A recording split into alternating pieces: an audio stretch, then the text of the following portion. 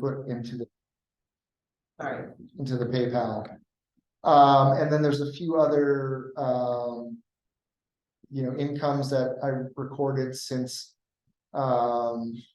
as I said, I didn't get a look at the member hub, so I haven't tracked any membership activity there. I made a deposit last week of about $600, which was a combination of cash in that I think was residual cash from the spring fair that was sitting in the cash box, as well as a couple of checks. Where was an uncashed check from the last year's Labor Day festival when we won a award for the parade, but it was only written in May, so I think it's still good. I just kind of got all this handed to me very recently. And then we've got a few of these kind of Amazon Smile programs and give backs that are, people that are buying through Amazon and associated with the PTA account. We get a little bit of money from that. And then, our major expenses since the spring were a number, about $3,000 in expenses associated with the book sale in terms of renting the space at the sale and the tent. And then we had about $1,800 in expenses that were for the spring teacher appreciation activities. A few other associated things with the business of the PTA, as well as the field trip t-shirt expense that was kind of processed in June, I think is when that was. I've got a few notes on just disbursement forms and things for my record keeping I need to figure out still. A couple of things that kind of came to light as I was looking through the various documents. One is we've used this PayPal platform, the little reader and the phone. That's going away at the end of the month. That platform doesn't exist anymore. So I got some emails to that effect. Fun. Okay. So they have another PayPal affiliated platform that they'd like us to move to. So I think I just need to investigate that and make sure that we don't have to pay a lot of money to do that or something. Right. Right. So the hardware I think would change. But I assume we want to keep that mechanism as a way to receive. Yeah, payments. we do need to have some way to receive electronic funds. And honestly, I don't know all the rules around that. So if anyone has previously been involved in PTAs and knows, or even just in their, some other volunteer work, what electronic payment systems work the best, that would be relatively easy for us to set up and just connect to our PayPal account. Yes, please. You mentioned it's a credit union account. Does the credit union accept Zelle? That's a good question. Yeah, I should look and see if they do. That's a good point. But doesn't Zelle take phone numbers? Because we don't have our own phone number. Associated with it. Yes. The phone that we have is the only. It's the school phone number. It also, Yeah, the phone number that we have. email. Oh, it also takes email. I'll look. Okay. That's a good suggestion. I'll look and see if the credit union. Because then it just goes right to your account. You don't Yes. do anything else. Yeah, as a point of contact sale, like when I Zelle people, it's sort of like on the honor system. I'm paying my music teacher, right? It's like. As long as, the Free State PTA doesn't have any objections to money moving that way, that's fine. But also if we need to invest in a new and updated, that's an old system. We've known for a while that it was so we can talk about that. Yeah, there's a PayPal service that they want to push us onto. So I'll research that. I'll look into whether the credit union takes Zelle. Yeah. Perfect. And I think that's about all I've really got. We have about, I think on our agenda is going to be to make a budget for the year or so.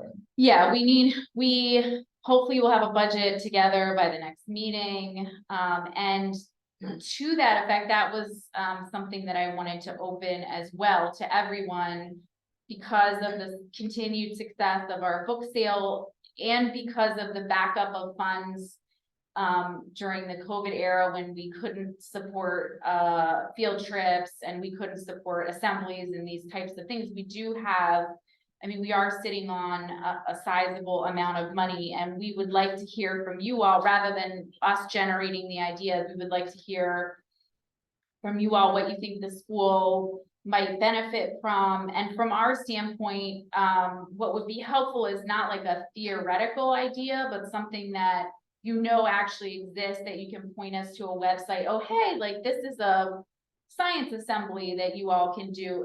Cause I mean, I think in the past, we've sort of gone in circles and thrown out a lot of theoreticals, but I don't know that we, have come up with so many like concrete things. That is something that I also want to check with the school to see if they are able to identify projects. Last year, we opened this up to the teachers to see what items. It gets a little tricky for us to give money to the teachers or to staff members. So what we traditionally do is ask for requests for items. Even something as basic as copy paper or what have you, if teachers want to come forward and, or parents want to say, hey, my child's classroom is really short on this, that, or the next, we can work that into the budget. So shoot us an email about your ideas. Okay, are we all finished? Yeah. That's it. Okay. Just another quick thing I wanted to say, we also had, a successful presence in the Greenbelt Labor Day Parade. We won second place, which comes with a $50 check in the most humorous category, which perhaps most humorous of all was that I don't think we were aiming for humor. But yeah, no, that was it's a great tradition. It's a great way to get, our names out there. Okay. Oh, I'm sorry. Sure. Yes, I will repeat questions and comments being asked because I don't know how well the microphone is picking up. Okay, and so I think with that, I'm gonna go, I'm sorry, we're not gonna have all the answers, but I do want to give folks a chance to ask questions. Ideally, it would be the principal, who I know had planned to be here tonight. And was on at one point, but perhaps was pulled away by something. So does anyone have any questions that we might be able to answer about timing of anything, any upcoming events? You can drop it in the chat, or you can just unmute yourself. Nothing? Oh, go ahead, Jessica. sorry. Just going back to the walk to school day, I wanted to just mention that we are a green school. And so this seems like it is National Walk to School Day. And this seems like a nice connection with being a green school, is promoting walking and biking to school when we can, more than just that day. Yes, absolutely. Absolutely. And I'm going to use this as an opportunity to ask Alex if perhaps you would add that to the sign, since it wasn't on there when we put the sign up, or it hadn't been decided, excuse me, when we put the sign up, so that everyone can see that. Another quick thing that I wanted to share, Alex, do you mind telling everybody about the opening on the parent advisory board for the County Board of Education that Jonathan Briggs reached out to you about? I can pull up the Yeah, I didn't memorize it, I just forwarded it along. All right. But Let's see if I can. it's the school board has a parent advisory committee. And there's a vacancy for District 2, which is our district. So it seems like we should nominate someone to be on that committee. Do they have to campaign and get vote? How does So you vote in? we would send the nomination to our school board representative, Jonathan Briggs. If he gets more than one nomination. I guess he'll you just would pick. choose. Yeah, Yeah, but I think that they've also extended the deadline on this, so I don't know, right? Like, I don't know how. Just went anywhere. Like, those are your words, not mine. No. Not mine. But, no, but I do think that it is important, to have a parent and community advisory, council for the school board. And so, if that's something that you have any interest at all in doing, reach out to us and I can send along, the information. He said they are taking applications until the 22nd, so you need to turn around and act, pretty quickly on this. But I think there's a lot of value in that. So if you have any interest at all, please reach out. And I think, oh, did someone have a question? It's Tara. So I'm Yeah. interested in that. Do I nominate myself or do I have to go through someone else? No, you can apply. It says, I'll forward this to you. If you're interested, you can apply or be nominated. So you can apply yourself and it Okay. has, I'll send you the link to it. I nominate you, Tara. Yeah. That's right. I believe there's just a Google Docs form that you fill out and submit. Okay. So anyone can put their name into the ring. Okay, wonderful. We have another question. Yes, another question, It's please. just a general question. Yes. When you join the PTA the first time, do you join yearly? Like how does? You do have to join yearly, yeah, and it's the fee is $10 a year.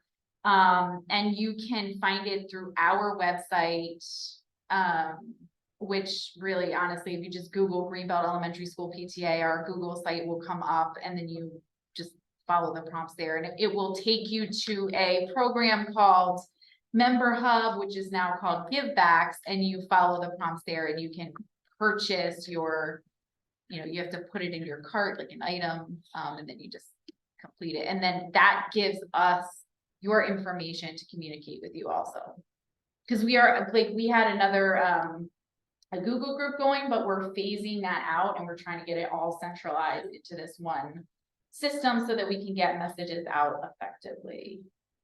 Can someone get messages without being a paid member? Here is the problem. Right. And on the Google group, yes. And so the way we bridged this problem last year was we would just manually, Eric would go through, take the new people, put it on the Google list. Although people who have expired, their information is still in there, and I do have an email to everyone. So maybe if they have previously joined but just not re-up this year, yes, they will get the message. If they're brand new and have not joined, they won't. And so again, if anyone has like a technical answer for how to not be duplicating work there, that would be helpful. Because yeah, communication is an ongoing challenge, right? It just takes a lot of work. I have a question about the finances. So it looks like we netted about $8,000 for the book sale this year. How does that compare? So I know the format for like giving books, sorting books was very different this year. How does our net of $8,000 compare to previous years that had different higher labor costs? I'm winging it a little bit. I mean, this $11,000 in income is pretty typical, I think. I think it's sometimes been lower than that, so I think it was very successful. For not having nearly so many books on the Right on the floor. So for those of you who haven't been involved in the book sale previously, we tried a couple of different things this year because it's very obviously, as you might imagine, it's very labor intensive, and we also had an issue with access to the school. The school was not able to, without hiring additional staff, was not able to let us in evenings and weekends over the summer. And so it was very limited sorting abilities. And so what we did, Alex secured a different spot for us over at Beltway Plaza, which was fantastic, gave us tons of room. But it was, since it's not centrally located, we didn't have a drop-off location as we had done in years past. And I think we pared down the number of books that we had, and I like to think, at least anecdotally from what I saw, we raised the quality of books that we got. And so we made essentially the same amount of money as last year, but with less labor and, you know, fewer leftovers, I think, at the end of it. Which is not negligible, to be honest. Like, No. I worked the closing shift for several years in a row, and having books left over, having thousands of books left at the end is really a pain. Right, It's so. like, it is a big deal to not have books left. at the Right, end. so yeah, even though we give the books away free on the final day of the sale and just ask for donations, we do typically, I mean, last year. I think we had 100 boxes of books, and the person who said he was willing to come and get those did not tell us until 24 hours before that he wasn't going to come and get them because he didn't want them. And so we were stuck briefly with all these books that nobody wanted, and you can't just leave them there in the center, you'll get fined. And so I want to give thanks to Annie Shaw at Friends of Greenbelt Library and to Shamar Higgs at the Space, who together collected the remainder of the books, and those items will go, I think, to the Space and also to the Novel Endings bookstore in the library. So even the leftovers are used.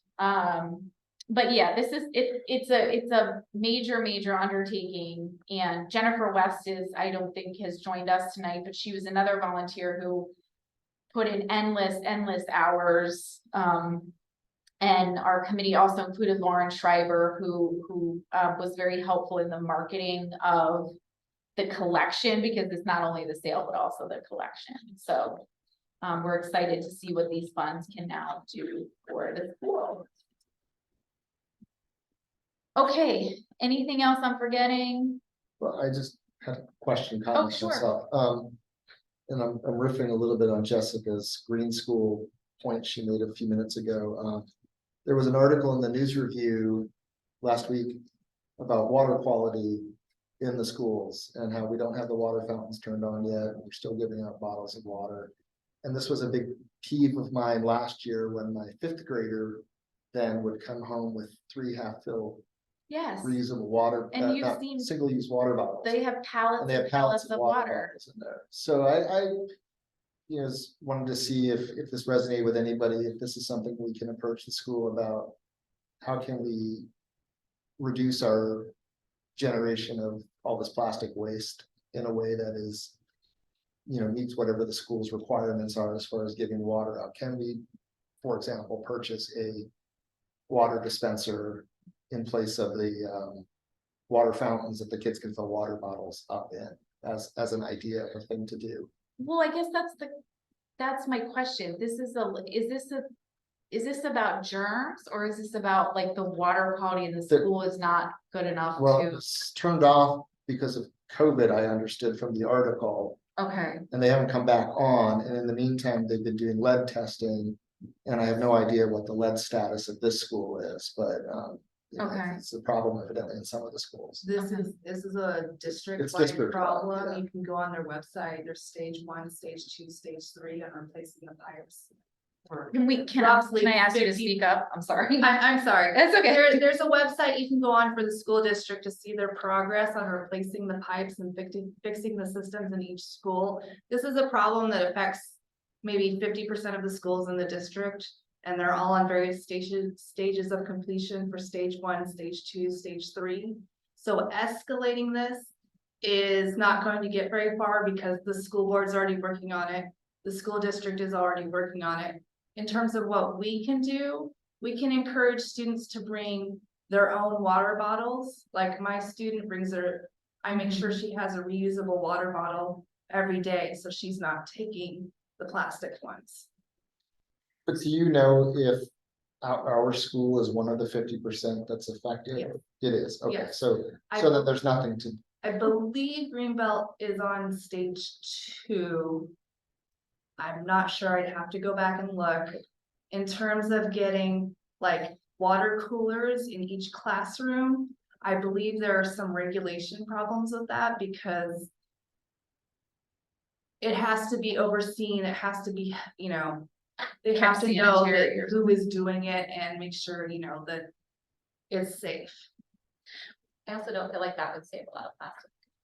Right, Oh, like yes, the water absolutely cooler. not. Yeah. It I'm not also- convinced that the net volume of plastic. Well, I might be think better. what I was thinking was. And obviously, you know, if we have a lead problem, it won't go anywhere until that's Yeah. fixed yet, but I was thinking of. You know, replace a water fountain with Oh, one of the installed. Filter Sure. dispensers, that's easy to fill a Well, they bottle. do, So- just walk by one, they do have Oh, they one have in the, I don't know if it's on or not, but I just noticed it for the first time today. I don't think they have them throughout the building, I don't know. I don't know if it's, I work at an elementary school and we have those. Yeah. What do you call it? Yeah, The the bottle filler. refiller. Bottle Yeah. filler. And it has, And a water fountain. but there's no so an issue with little kids. Sneezing and you know, if you don't watch them, it can be, it's also germs. So I'm not sure, I didn't know about the website and the different stages, Yes, it's good it's- to know. It's clarify, what is, so they're going through the process of testing, or they're going through the process of replacing? For a large portion of the school districts. Can I ask, because I asked about this on back to school night and I spoke to another mother who said her kid does refill their water bottle. We send our kids with refillable water bottles. And when they're done with their water bottles, then they're given a fresh bottle of water. But another mom was telling me that her kid does refill his water bottle at school. So is there a policy in the school, or is it just depending on the teacher in that classroom, or? I don't know, do we wanna, I know Miss Price and Miss Abuhawa are on, can either of you chime in and clarify this a little bit for us? Yeah, I can try to answer. Can you just ask me the question one more time? Sorry. Oh, sure, no, the question is, are students in the school permitted to refill their water bottles with school water? We're confused about whether every student is supposed to be doing bottled water, and if so, why that is. It sounds like we're in the process of getting pipes replaced. We don't know. There's some confusion around what we're supposed to be doing. Yeah, so all of the water fountains in the school are still closed. They're not letting them use any of them. So those pallets of waters that you see, the cases, they're being delivered to the classrooms, and we'll get 6 cases of water, and then the kids will come get those water bottles. Some students do bring their reusable water bottles, but throughout the day, whether it be, especially because it was hot, and then PE, they'll drink and finish that reusable water bottle and then use the plastic water bottle still to refill the reusable water bottle. So Do we have any idea on a time frame for this? we haven't heard anything about when the water fountains or anything will come back up. I would expect years. Yeah. Okay. Okay, it's hard to know how to make an impact. I'll think about it. Yeah. Next meeting. Or- Right. I found the document, I can show it to you later. Okay, that describes, so we are, okay, so we are one of the schools they're redoing, okay. We are we're on phase 2 of 3. This phase 1. Right. It's true, it's better than phase 1, that's right. This is however, It's dark. the document does not look like it's been completed. This was pre-COVID. This is a pre-COVID document. So I imagine they have probably, Who knows then, if right? progress may have halted. The article also mentioned that some schools that didn't have lead, because they've been shut off for so long, now they have issues. Like they're. Oh, Yeah. absolutely, you can't just let pipes sit dry like that, right? Yeah, schools that maybe would have been fine otherwise are now not fine because they were shut off. Okay, all right, any other comments or questions before we adjourn? Oh, I was gonna ask if we could, so this is related to the 5th grade panel where we had like former GES students that were in middle school come and talk to the fifth graders about what it's like to be in middle school. We sort of got that organized late in the year last year, and it was Can fun. everyone hear? Can you just Yeah, shout? so. Thank you. Okay, so related to the fifth grade panel talking about, or the middle school students talking to the fifth graders.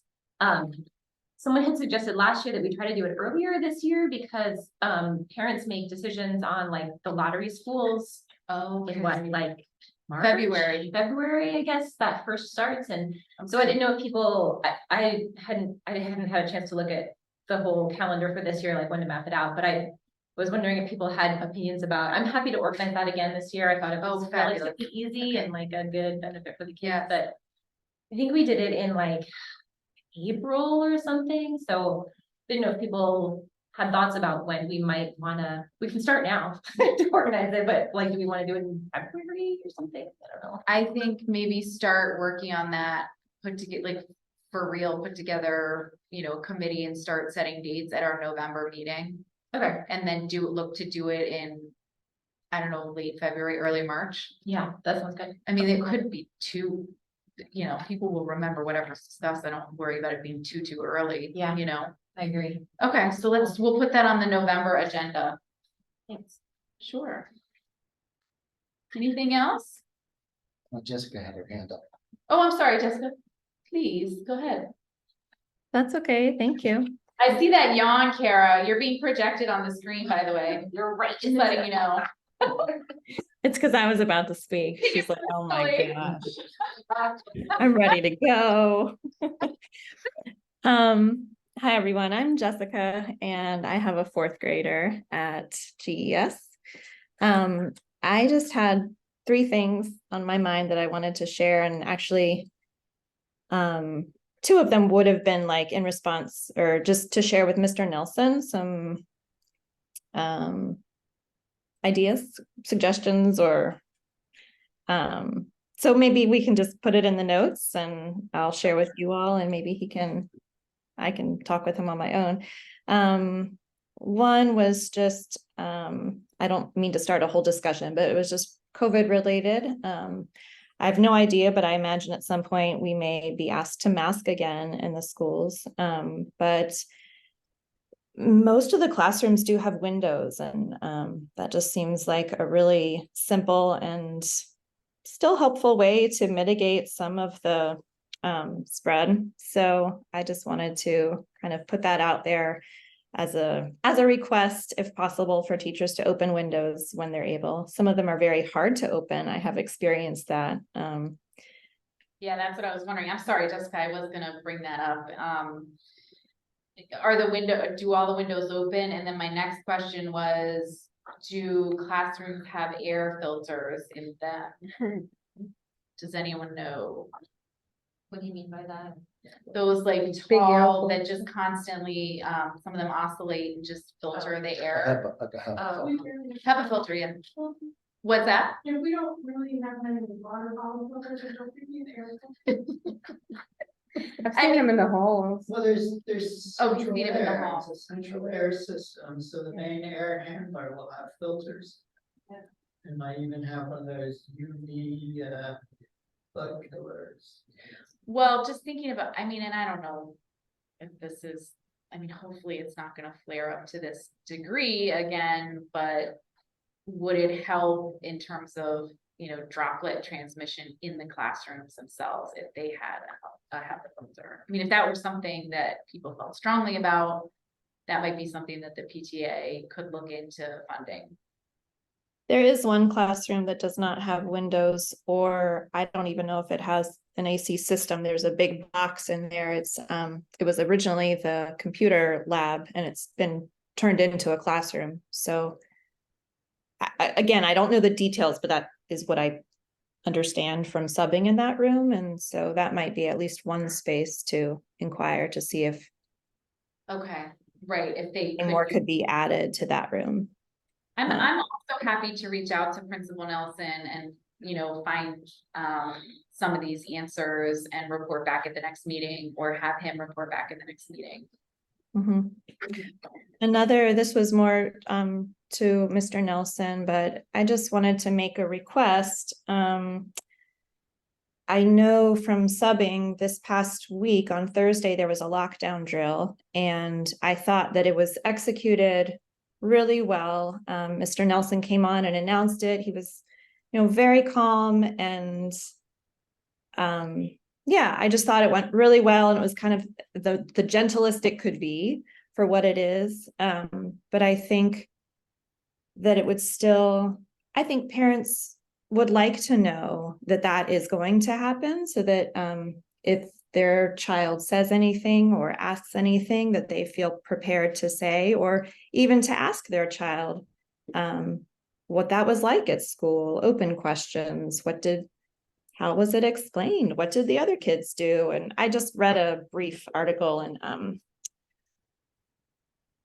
a PEP parenting thing that just had some good ideas about how to kind of have those conversations with children. And my child never said anything. But at different ages, kids are exposed to different things and have different knowledge of what has happened in schools. So, yeah, that just seems like something that could be in an email or in the newsletter the week before. FYI, we'll have a lockdown drill. Like to give us a heads up. Yeah. Do you know how often they do that each year by chance? The teachers would know. I think there has to be a monthly fire drill and maybe a monthly lockdown drill. So that lockdown drill that happened last week was systemic, so it was countywide. That's why we all knew about it. Sometimes with fire drills, lockdown drills, the teachers don't necessarily even know, just to practice in case something were to happen. Everybody is like just in that position. But I'm sure if you reached out to Mr. Nelson, he would be like, okay, this week there's going to be a lockdown drill, like if you wanted to know. But it does happen. I don't know if the lockdown drills happen every month, but maybe every other month-ish. Okay. Mhm. Yeah, Thelma. There's a question on the chat. Okay. Sarah says, I finished all of my fingerprinting, background checks, and training to volunteer, but I haven't heard anything back from the school about volunteering. Do they reach out when they need volunteers? Oh, and then PGCPS will send you a verification email. Stephanie, thank you. Yes. Oh, you want to go ahead? Oh, no, I was just gonna say, once you know that you're through the process, I think you have to then contact Ms. Wheeler at the school to say, oh, I'm cleared, so that then she can let you know that, a field trip is planned and they could use help. Is that correct, Stephanie? Is that your understanding of it? That's my understanding of how it used to happen years ago. We had a spreadsheet. Miss Beezy Sanders had a spreadsheet of all the volunteers for each grade and their contact information. And then all a parent needed to do was bring the receipt. So Sarah, I don't know if you have the yellow receipt or a copy of your fingerprint. It's not a yellow receipt anymore. There's no receipt. It's all when you go to get fingerprinted. It's a receipt now. Yeah, I have. Oh wait, go ahead. Ellie, can you speak up? When you go in the Yeah, I system? don't think you have to bring anything to the school anymore. I think when you get fingerprinted, you're put into some database, and then you're given access to like the online trainings, and then you do the online trainings, and then you're like verified in some system, and then periodically the office can go query the database. But Okay. it sounded at least last year like you had to be somewhat proactive. Like they in theory could go look for any new parents that are registered in Greenbelt that have been active, blah, blah, blah, blah, blah, but it's much easier if you just call the office and they're like, hey, I'm done. And then they go like search your name specifically in the database, and then they add you to the list. Okay, did everybody hear that? So it does get uploaded into a central database that you've been approved. And if the office here at Greenbelt Elementary wants to go query who's been approved, they can do that, but it's just faster and more effective if you just reach out to the front office here and say, I'm approved. And then they can go look up your particular name and get the ball rolling there. That was gonna be one of the things that I was gonna ask about this evening. I know from back to school night and from kindergarten orientation that they are trying to get, and there are plans, they're working on getting the field trips back up and running. And they do continue to need volunteers for that. Okay, yeah, go ahead. So, question, wondering if the school has done, like a needs assessment or some type of assessment to see what the schools lacks or wants parents and students that can help in creating activities, or do we That's a have good that? question. So the question is, in case you didn't hear, the question is, has the school done a needs assessment to determine what it can use help with, what it needs, what it would like? And how parents can get more involved, you know, just as, again, as a first, my child has been in first grade, now second grade. And besides class dojo, it's like, Right. what else and being involved in PTA, like, what else can? What else can we do? Well, What yeah, can we do? I think that's a good question. I can bring that to Mr. Nelson, because the honest answer is I don't know. Aside from volunteering to do field trips, I don't know if there are, you know, if there's a need for, you know, parents to volunteer a couple of hours a week, you know, tutoring in the library. Would that be helpful? How else can we get involved? Would it be helpful to, come into a classroom? Would that even For- be open? Is you that know, even a possibility? Is that Yeah, even something? Yeah. Jessica has. Oh, yes, Jessica, please. I know last year they were inviting parents to come help in the cafeteria during kindergarten lunch, just to help with opening all the packages of the things. And so I think there was a schedule for 2 parents to come each day or something. That's just one. The line was backing up, right? And then kids were only getting a few minutes to eat lunch. Was that part of the whole problem? I don't know how it began. I just know when kids are eating, like opening the ketchup packets and the milk cartons, just getting to their lunch was tricky. Okay, The parents were helping with that. And also that would, I'm assuming, but it's a point of clarification, would in order for you to come in and volunteer at the school, you'd need to get through your process of PG County, which takes a number of weeks, I'm told. Okay. Anything else? I think a lot of good information came out.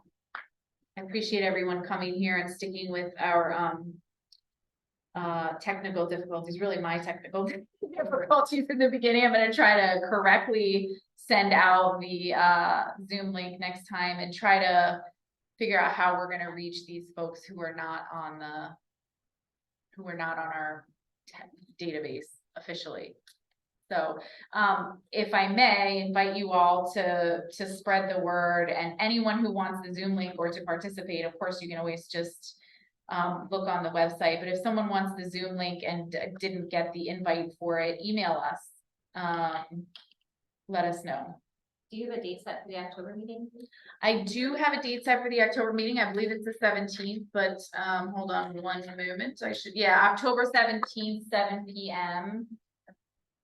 Same deal. We'll meet here. If you'd like to come in person, we'll also meet online. And if you have anything you want to discuss, let me know. We'll put it on the agenda. That will be our budget meeting, hopefully. Okay. Anything else before we adjourn? We just sell it. Yeah, budget meeting. Who doesn't want to come to a budget meeting, right? Juicy budget meeting. Okay, everybody, thank you for your time tonight. Thank you. Have a great one. Good night.